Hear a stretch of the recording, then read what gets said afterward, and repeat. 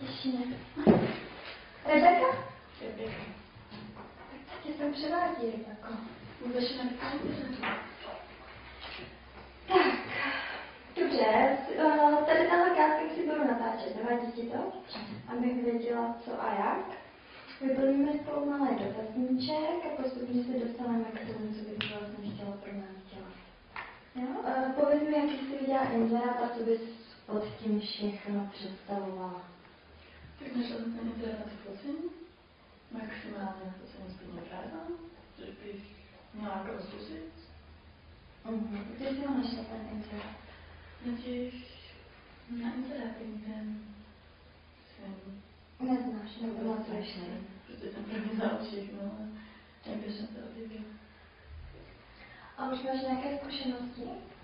Vůbec žádnou. Tak proč bys si chtěla začít? Kvůli financím.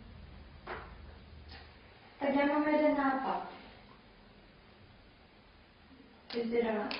No, říkám. Tak bych se tady pár plus ukázala. Já bych si naštavovala kamery a tak bych mi tady připravila. Co mi to zbraníš? Já tě to určitě nemůžu, ale uvidíme, jak jsi šikovná. Teďka mám nic. Můžeš se postavit, šidlu jde na bok s kabelkou. Tak, dobrá. Teď vyzkoušíme, jak jsi teda stydlivá. Takže bych potřebovala, aby se mi vyslekla aspoň do spodního prádla.